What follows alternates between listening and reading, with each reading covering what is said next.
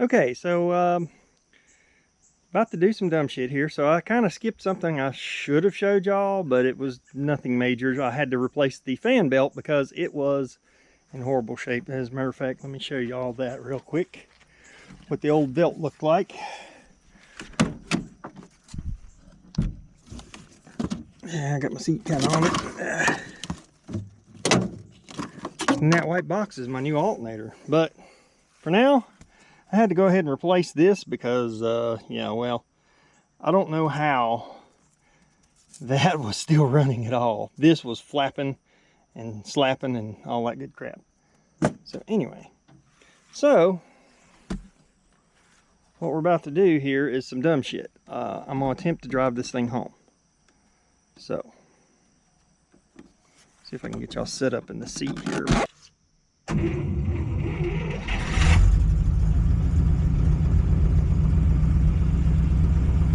Still think we're going to need a starter before long. Get that one rebuilt to where it will handle 12 volt. All right, how stable are y'all? I think that's pretty stable. All right.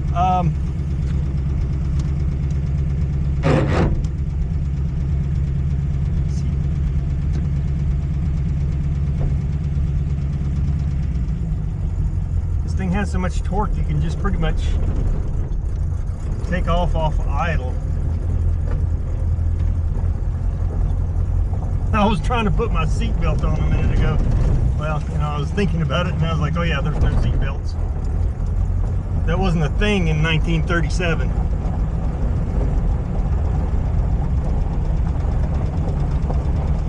I tend to want to hit the brakes too, but that's non-existing.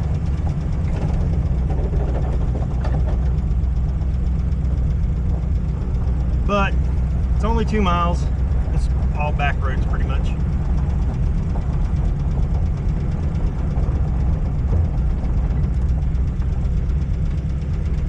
Hopefully I don't run out of gas, but I did put like 5 gallons in it a while back and I haven't really run it much. So.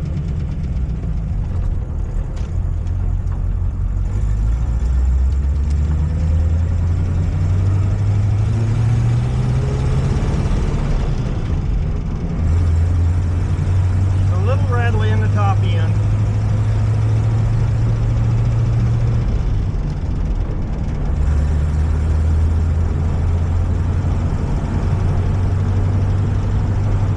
Oh man, this thing rides amazing.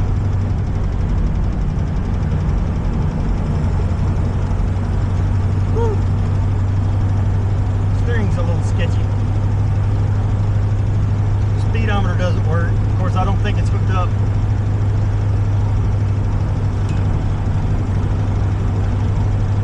If any of my gauges works for that matter.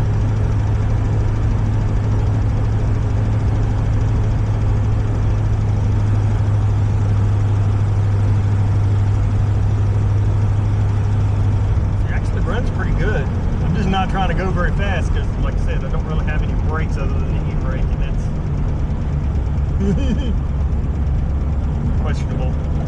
I mean, the e-brake works great, but it's not like you can rip it and slide the rear tires or something.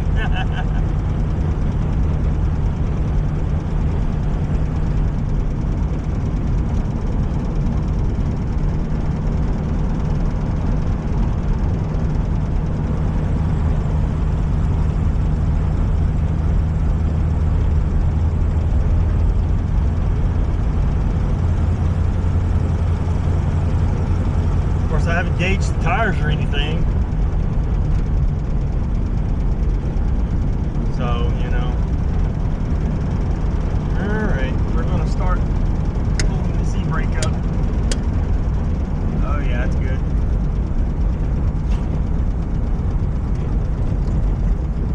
Now shift the second gear.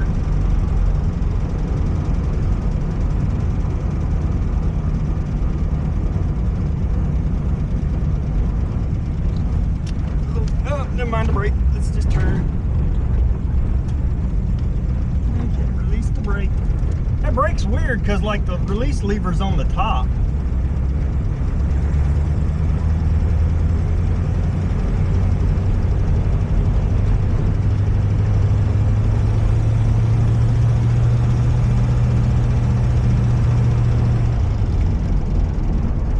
top of the shifter just came off with my hand.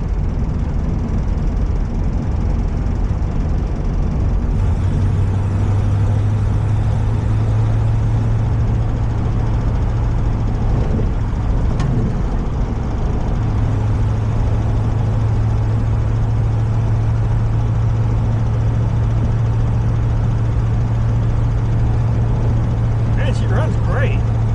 Other than that little rattle in the top end, which getting a little smoke in here.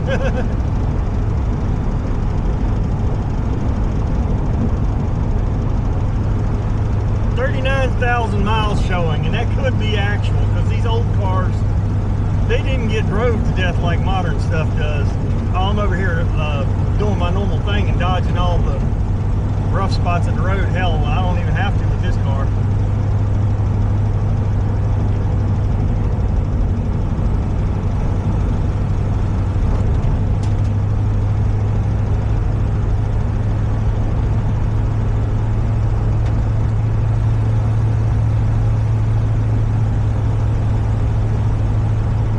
Got a thumbs up.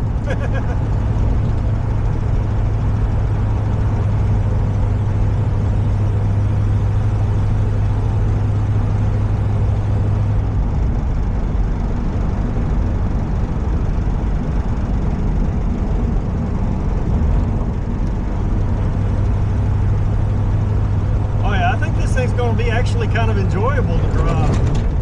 Oh, she's not going to be no race car, that's for sure. Suspension is super soft, so of course, like I said, gauging the tires, maybe some shocks, which it has knee action shocks, so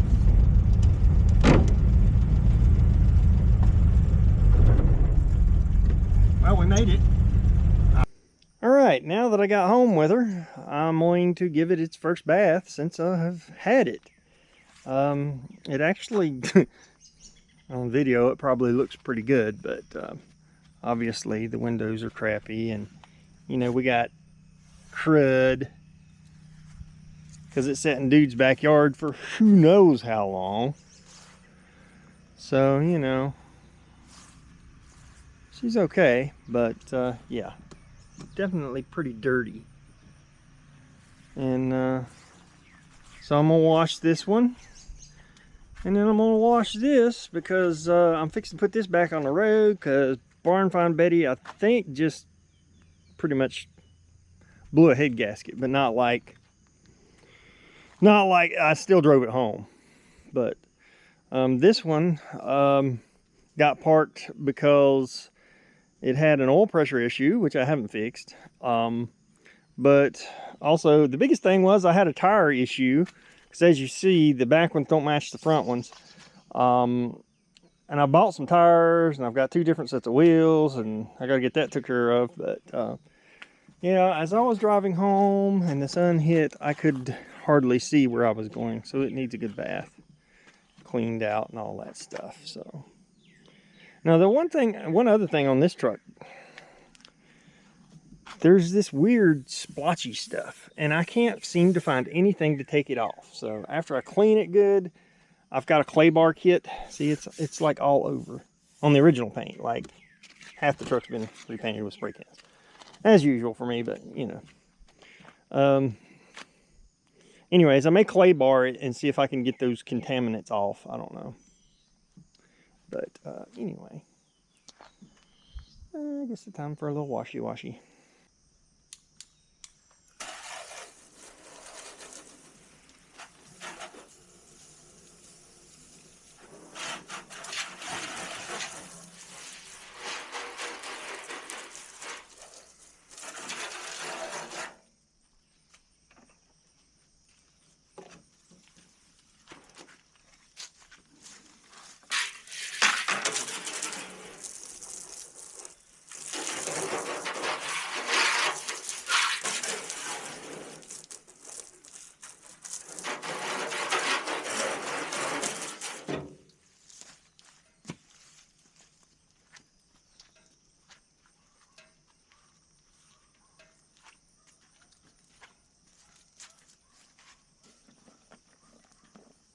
And I don't know if y'all can see or notice, but there's like dents and it's painted over rust and all this stuff.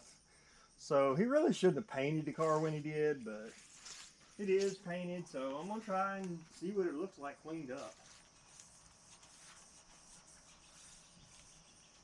Can't even reach the middle of the roof.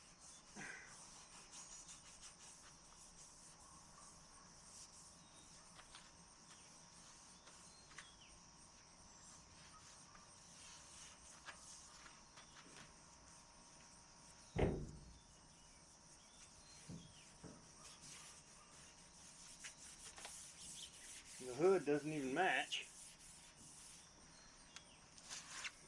It's probably shot off the car and didn't get the same number of coats and all that good stuff. You can tell it's the same paint, it just don't match because it wasn't sprayed the same. If you don't get your, you know, same kind of primer, same number of coats of paint and all that stuff, you can have the exact same paint and have two different panels that don't match.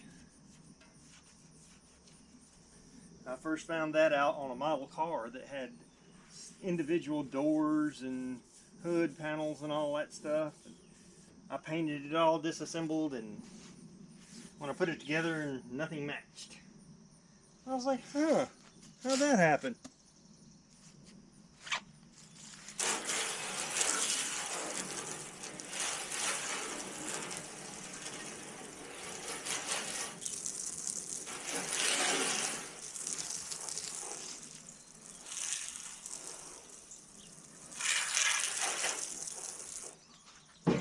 Now the plan with this car is not to tear into a restoration.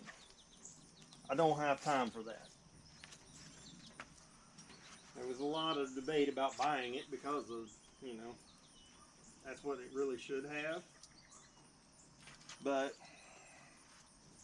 we ended up making a deal and bought it anyways. So the other Buick, it's not getting restored either. We may not even get around to repainting it. I don't know. The plan is to get them running and driving, and drive them and enjoy them. So, yes, the paint's crappy, the bodywork's even worse. This one didn't even get any bodywork. The other one did at least get some form of bodywork. This one he just like sanded it down and shot paint on it, I believe. So, you know, eventually I might do the paint body at least. But not like a full tear down restoration, you know, no concourse show car type thing.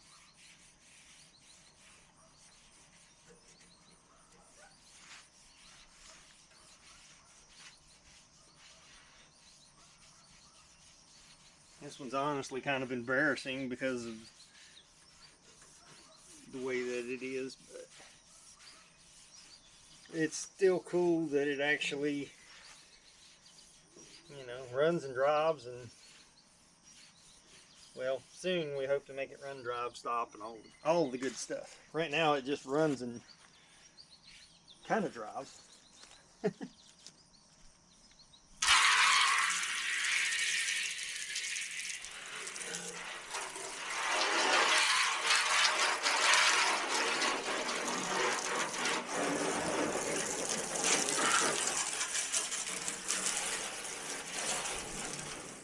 I wanted to take it out and wash it when I first got it running the very first time, but like I was having some other issues with it at that point. But now it seems to start and run very well. Unfortunately, the other one starts and runs, but not well. As soon as you go to give it gas, it just blah, blah, blah, blah, blah, like it's flooding like crazy. Now we'll have to be careful. I don't think there's any rust holes in this nose piece. No, it's chin. The other one does have. There again, he just painted over rust holes, which I don't get. I mean, like on the other hand, I have the 210, which they were doing body work on. And they done a lot of really good metal work and body work. and then just left it in bare metal. Didn't even prime it, nothing. Like they had painted the inside of the floor pans, but like, you know, the most of the car was just left with bare metal hanging out everywhere. And so of course that was trying to surface rust, and it's like, why would you do that? So I'm somewhere in between.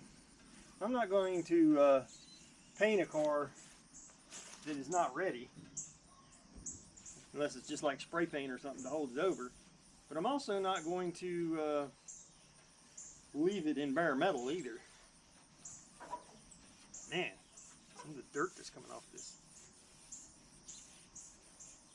Dirt, pollen.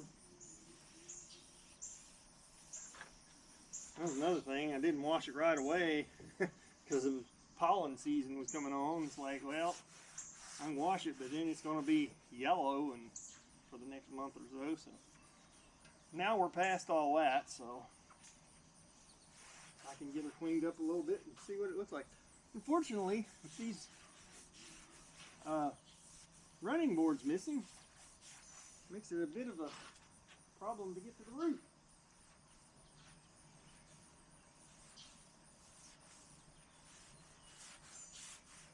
I guess the next thing I gotta get's a microphone, because y'all can barely hear me probably. I keep forgetting about that. My other camera did pick up sound pretty good from off. I guess the GoPro is designed not to pick up excess noise because they're meant for motion or whatever. I don't know. Oh, we have the air scoop here. We gotta figure out how it works. That's your air conditioning.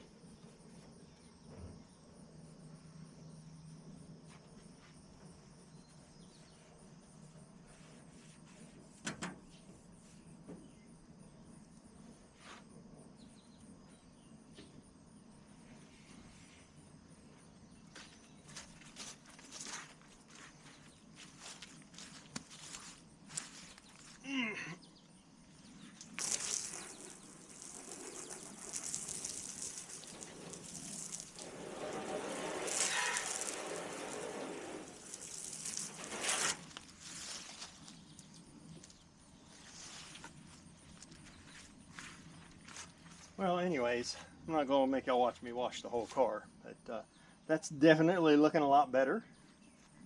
So I'm going to go ahead and see if I can knock this out and get the truck done too. Hopefully it's not dark by the time I get done. It probably will be, because y'all know by now, what am I doing? I'm trying to do something right before it gets dark. So, I guess that's it for now. Well, I got it finished up. It ain't dark, but it's getting there.